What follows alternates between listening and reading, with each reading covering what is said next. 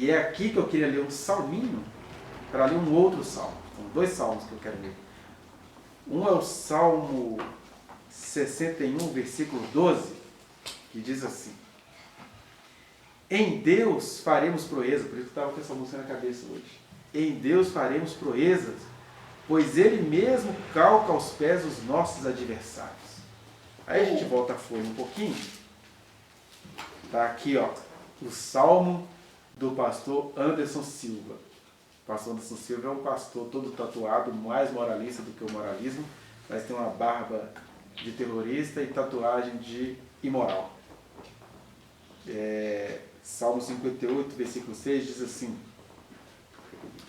ó Deus, quebra-lhes os dentes da boca, arranca, Senhor, os queixais aos leõezinhos, desapareçam como águas que se escoam e ao dispararem flechas, fiquem elas embotadas, sejam como a lesma que passa diluindo-se, como o aborto de mulher, nunca vejam o sol, não vejam nunca o sol.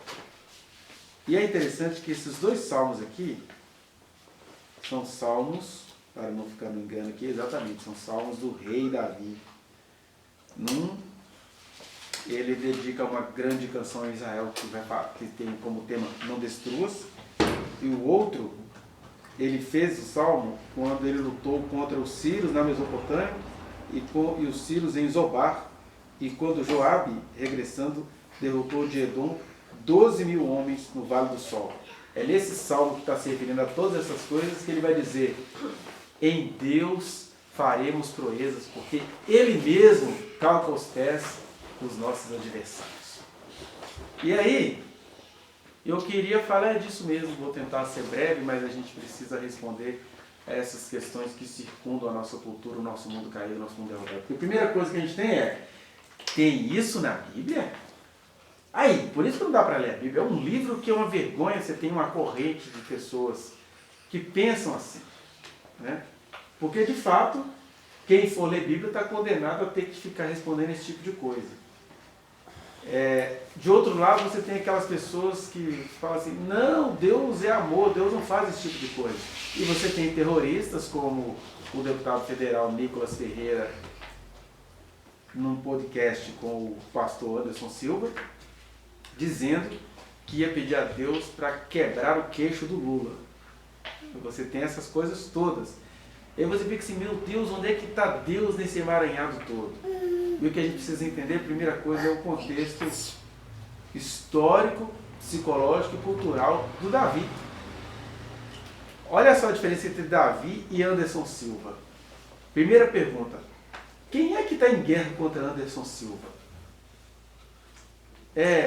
Qual dessas figuras que ele mencionou, ele pede a Deus para adoecer os juízes do Supremo, para eles conhecerem a Deus no leito de enfermidade? E quais daqueles ministros do Supremo fizeram alguma coisa contra o Anderson Silva? Segundo, o que se passa na cabeça do Anderson Silva? Porque na do Davi a gente consegue saber o que se passa, é só você ler 1º e 2º Samuel, que você vai entender que não tinha como Davi fazer outra canção. Davi era um menino de paz, era um menino franzino, ao que tudo indica, ruivo. Parecia na linguagem de Israel um viadinho. A esposa dele, titular, tinha vergonha dele, porque quando ele adorava ao Senhor com muita feminilidade. Eu falei: que vergonha, o rei dançando desse jeito no meio das mulheres, assim, parece um viadinho.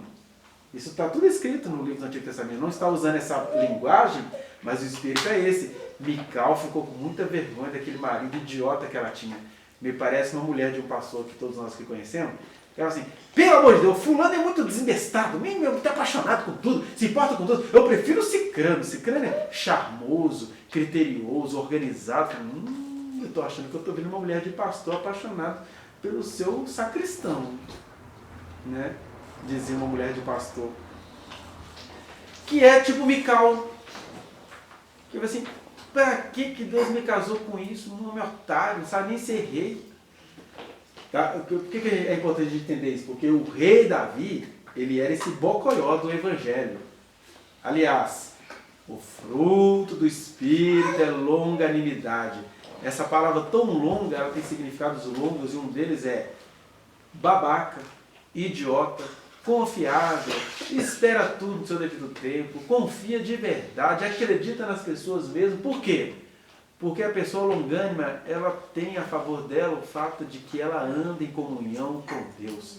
Aí Davi, em alguns salmos, ele parece arrogante, porque ele fala assim: Senhor, olha para a fidelidade dos meus sentimentos, vê, Senhor, que eu te levo a sério. Então, em meio a todo esse contexto, ele fala assim: por que esses caras querem me derrotar? E aí os caras queriam derrotar Davi por dois motivos. Primeiro, porque eles achavam ele um grande bocó. O pessoal pensava assim: nem os filhos de Davi vão com a cara dele, não, só isso. Ficou patente para todos nós, né? Logo, os filhos de Davi, um queria o reino, o outro queria matar o irmão, o outro queria transar com a própria irmã. O Davi era um incompetente familiar. Aliás, o Caio tem uma pregação maravilhosa que se transformou num sermão chamado O Drama de Absalão, que ele vai mostrando o que estava por trás daquele ódio de Absalão, né? Claro que Caio está ali falando do alto do seu ministério, nos anos 1993, para ser mais preciso, falando em empresários da Adonep, Associação de Homens de Negócios do Evangelho Pleno, um lugar que eu ouvia falando depois que ele detestava pregar, mas chamou, eu vou. Aí ele pregou sobre o drama de Absalão para empresários do Evangelho Pleno. E aí, ele faz essa mensagem um pouco moralista, no sentido de dizer o seguinte: Davi não soube administrar a sua casa, mas até essa paz Davi tinha, porque Jesus chega e fala assim pra gente: olha, gente, quem falou que vocês não conseguiam administrar a sua própria casa? Vocês acham que Jesus soube administrar a sua casa? Ele era arrimo de família. Ele não conseguiu administrar a sua casa porque, para além de um conglomerado e uma estrutura familiar, o que nós temos? Nós temos ódios guardados, nós temos costumes administrados, nós temos comparações feitas diuturnamente.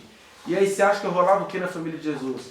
Esse irmão nosso, que a gente nem sabe como é que ele veio, dizem que ele veio quando a mamãe era virgem, e isso aí é o Salvador do mundo, vê se algum irmão daquele suportava Jesus perto deles. Não dava. Não dava. Né? Davi não tinha uma boa relação com sua família, tanto é que quando o profeta vai ser convidado, enviado por Deus lá, ó, Deus me mandou aqui, o pai ouve que Deus mandou o profeta aqui, o que o pai faz? Deixa o menino lá, afastado, porque ele era um menino esquisitinho. Aquele que iria se casar com Mical, que iria achar ele um viadinho, era o esquisitinho. E aí,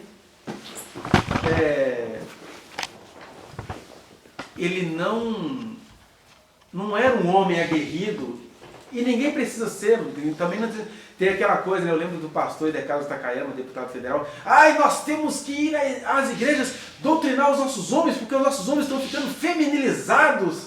Eu acho legal que Deus nem se importa com isso, nem na vida de Davi, nem na vida dos profetas, porque Deus nunca se preocupou com o homem macho nem com o homem feminilizado. Deus só se preocupou em que todos nós fôssemos brasas vivas no seu altar, cheios do seu espírito, né? Talvez o sermão que mais chocou todos nós foi pregado por um sermão da contemporaneidade, né? O Pecadores nas Mãos de um Deus Irado. Quando você vai ler a biografia do Jonathan Edwards, ele era conhecido como um homem muito meigo, magrinho, cheio de regrinhas, e que falou ali da sua fraqueza, da sua voz, e aquilo estrondou a Nova Inglaterra, né? Porque Deus não está preocupado com a sua macheza nem com a sua feneza. Deus está preocupado qual que é o seu propósito comigo na vida? Que lugar que eu ocupo aí? Será que você é tão homem que por isso que você nunca vai se converter? Ou você é tão não binário que você vai se entregar aos polinômios, né? Às grandes esquizofrenias, confusões mentais, ideológicas e espirituais? E aí, estou falando aqui do Davi, que ele era um indivíduo assim, mas Davi tinha uma coisa da qual todos nós aqui precisamos. Davi tinha fidelidade radical a Deus. Ele não foi um bom pai, talvez ele não tenha sido um bom rei, ele não era um bom indivíduo para as categorias humanas, ele não era um guerreiro. Aí, esse homem que tinha muito consciência de si é que faz um salmo desse: em Deus faremos proeza, porque a proeza que ele fazia era em Deus. E a proeza tinha duas características: em Deus ele fazia coisas terrivelmente inusitadas, que os reis babavam de inveja e os seus irmãos babavam de inveja e o Anderson Silva baba de inveja porque não conheceu a Deus como Davi conhecia. Aí esse cara pode fazer esse salmo. E aí ele diz outra coisa: em Deus faremos proezas, pois Ele mesmo, ou seja, é Deus quem calca os pés dos nossos adversários. Ou seja, eu nem queria matar ninguém, não estava afim de fazer guerra com ninguém, não estou podendo fazer nada. E é legal quando você vai lendo, eu estava tentando durante a pandemia fazer um comentário bíblico, né?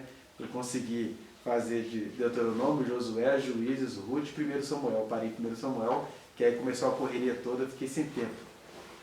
Mas, até onde eu consegui comentar no livro de Samuel, está lá numa playlist no meu canal, inclusive, a gente vê isso claramente, como que as guerras que Davi tinha de enfrentar eram, em sua maioria esmagadora, quando era com a presença de Davi, elas eram guerras inusitadas.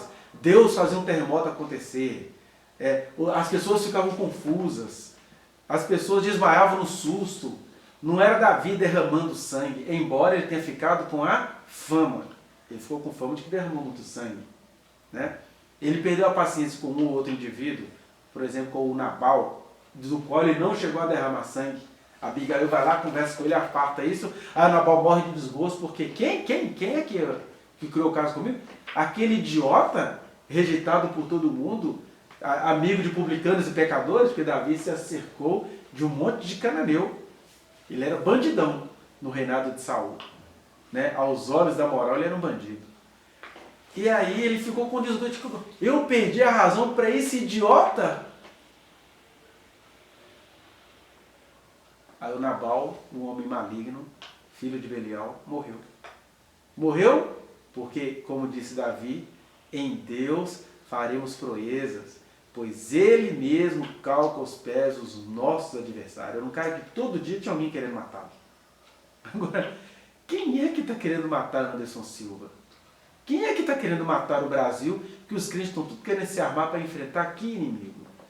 Porque tanto Davi quanto Israel tinham de lidar com inimigos todos os dias do dia inteiro.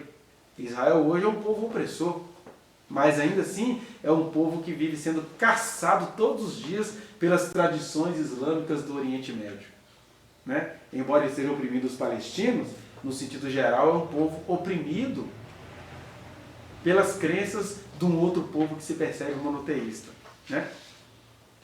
E aí esse povo tem de se armar. Tem de ter um dos melhores exércitos do mundo, para não dizer talvez o melhor.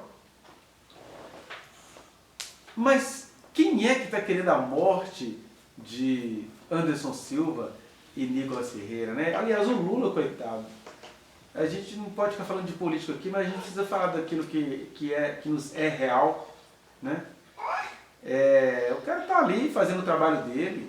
Se ele tem problemas como indivíduo, se ele está devendo alguma coisa, ele está tendo de ver isso na justiça, mas ele não está roubando ninguém, não está fazendo nada com ninguém. Eles criam as teorias, não, porque o que ele fez matou milhares de gente, mas ele fez o quê que não conseguiram provar até agora? Já provaram até o que o Dallagnol fez, já provaram o que o Sérgio Moro fez, não conseguiram provar o que ele fez. Aí não, é porque ele é terrível, por exemplo.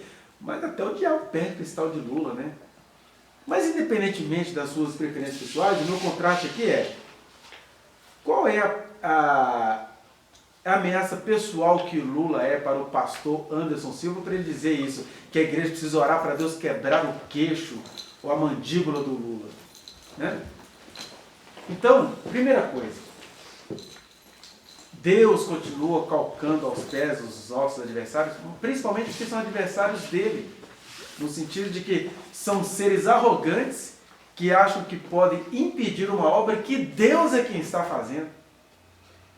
Então, nesse sentido, o texto bíblico nunca vai perder a sua razão, porque é cantado por um homem que vivia aterrorizado dia. Vocês não sabem o que é isso? A gente aqui, muitos aqui não exercem o ministério porque tem medo de enfrentar um demôniozinho. Sente cheiro do diabo, já passa mal, quer sair correndo. Você não sabe o que é sentir cheiro de suor de soldado midianita, amalequita, filisteu, árabe, tudo quanto é gente, armada até os dentes, contra o seu povinho, que é o Israel, quando ele teve os maiores territórios, que é o que ele tem hoje, é do tamanho de Belo Horizonte. Imagina países como a Arábia Saudita querendo atentar contra Belo Horizonte. Como é que esse cara não vai desesperadamente fazer um hino de louvor ao Senhor dizendo: só no Senhor eu posso ganhar essa? Pois em Deus é que a gente vai fazer proeza, a gente vai fazer o inusitado, porque Ele mesmo calca aos pés os nossos adversários. E aí, existem situações assim no livro particular? Existem, né? É só você entrar em algum emprego público que você vai conhecer esses tipos de inimigos que vão zombar da sua doença rara, que vão zombar da sua competência, que vão se armar para ver a sua morte, que vão fazer despacho, utilizando-se da religião dos outros, para ver a sua desgraça.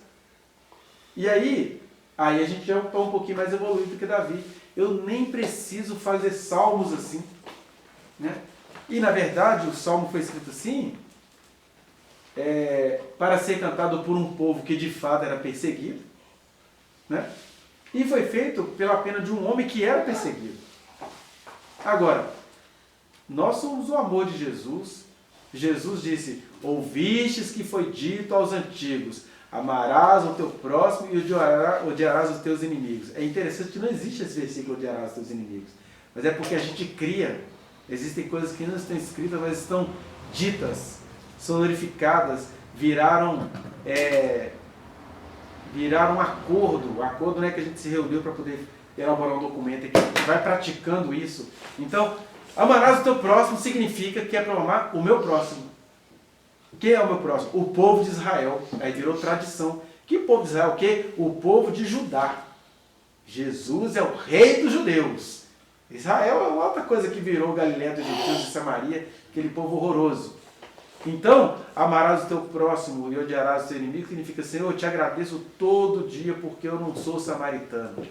Orava-se assim pelos samaritanos, mas também orava-se assim contra as mulheres. Senhor, eu te agradeço porque eu não sou uma mulher que talvez ela tenha um cérebro do tamanho de ervilha, a gente não consegue nem encontrar onde está. Eu te agradeço porque eu não sou uma mulher. Os judeus oravam assim. Aí para essa geração que não tinha nada a ver mais com Davi, nem com os profetas, por exemplo, o Jeremias, quando ele tomava na cara, é claro que você vai xingar se você tomar um pisão, se você tomar um bicudo no meio da boca. O ódio, que é também a autodefesa, vem na hora, né? Tanto é que a tradição nos diz que Jesus ficou mudo, silêncio. Mas basta você ler o Evangelho de João para você ver quando Jesus toma assim, paf! Você me bate por qual dos milagres que eu fiz? Porque quem tem sangue tem raiva. E ter raiva não é ter ausência de perdão. Ter raiva é levar a vida a sério. E esse salmo aqui, ele vem de quem leva a vida a sério. Mas isso é profundamente e diametralmente diferente do que querem os nossos pastores brasileiros. Anderson Silva, das suas tatuagens e dos seus ódios prefigurados em sua barba consagrada. Porque ele está ali cumprindo o que está escrito em Judas, né? Estes que se banqueteiam convosco, eles têm por hábitos difamar autoridades superiores. Autoridades superiores. Porque ele está cheio de ódio por alguém que possivelmente com quem ele nunca conversou pessoalmente. Segundo, os nossos ministros do Supremo, eles podem ter 1 milhão de infinitos defeitos. Mas olha, são pessoas que fazem o papel deles até melhor do que nós aqui como indivíduos aqui, ó. Se eu fosse perguntar aqui, quais indivíduos aqui fazem o seu papel social? Ah, eles ganham o que eles têm que fazer. É interessante que no Brasil é até mais honesto você ser um ministro do Supremo, porque os desembargadores aqui de Minas Gerais ganham muito mais para não fazerem nada. Aí ganham muito dinheiro. Tem desembargador aqui em Minas Gerais que ganha 550 mil por mês. O ministro do Supremo ele só pode ganhar até 41 mil reais agora, pelo novo teto. E aí, eles fazem o trabalho deles. Então, por que eu me acho, com a minha arrogância de pastor, ficar dizendo que eu vou orar para Deus adoecer ministros? É capaz de uma macumba dessa voltar para esse pastor. Aliás, e aqui eu vou no espírito de Davi, se é para fazer alguma imprecação, a imprecação tem que ser a mesma de Jesus, porque Jesus fez imprecações. Jesus é aquele que disse: Deus não veio para fazer cair fogo sobre os samaritanos, porque olha a diferença. João chega para Jesus e fala assim: Senhor, quando os samaritanos vê que Jesus não vai ficar lá, eles entenderam que Jesus não vai ficar lá, então deixa ele ir, está sem tempo. Aí o João, que era discípulo de Jesus, mas era Anderson Silva, na época, ia se converter ainda, disse: Jesus, o senhor quer, aproveitando a autoridade que o senhor me deu, e os salmos imprecatórios de Davi, e em consonância, em concordância com o pastor Anderson Silva, que ainda há de brotar no Brasil em 2023, o senhor não quer que a gente chegue e já meta fogo do céu nesses samaritanos? Aí Jesus fala assim: vocês não sabem de que espírito vocês são, porque o Filho do Homem não veio para queimar as almas dos homens, ele veio para salvá-las. Mas isso ele diz acerca de samaritanos oprimidos. Porque acerca da cidade de Jerusalém, o que ele disse? Ai de ti, Corazim, ai de ti, Cafarnaum, ai de ti, Betsaida.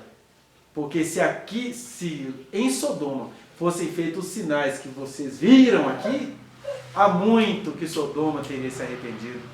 Há muito que cananeus teriam se arrependido. Por isso eu digo a vocês, menos rigor haverá no dia do juízo para Sodoma, para os hititas, para os cananeus, no dia da ressurreição, no juízo, do que para as cidades de Jerusalém. Porque viram Deus em pessoa e preferiram não reconhecê-lo. E aí sabe qual é o juízo? Para o pastor André Valadão, para o pastor Anderson Silva, para o falso cristão Nicolas Ferreira, o juiz é esse. Ai deles, porque eles não conhecem Jesus de estranho entre nós, eles têm a chance de ter Jesus dentro deles. Aí o que ele faz com o Espírito de Deus que habita dentro deles? Eles cospem, vomitam Deus. Porque se o Deus não é o Deus da guerra, da jihad, se o Deus não é o Deus que vai matar inimigos ideológicos, que vai matar ministro do Supremo, que vai matar o presidente, que é interessante que eles falam que eles acham que é esquerda, né? Eu fico rindo das pessoas que acham que eu sou esquerdista. Eu só sou um cara que ama justiça social, eu tenho muitas críticas à esquerda, eu acho a esquerda muito babaca em muitas questões, mas aquilo tem a ver com justiça social e, infelizmente, estatisticamente, a esquerda ela é muito mais justa socialmente do que a direita. A gente vai criticar o que é anti-justiça social, mas a gente não está aqui para ser esquerda nem direita, a gente está aqui por causa do reino de Deus e da sua justiça. E aí, certas performatividades da esquerda se parecem muito com essa justiça do reino de Deus.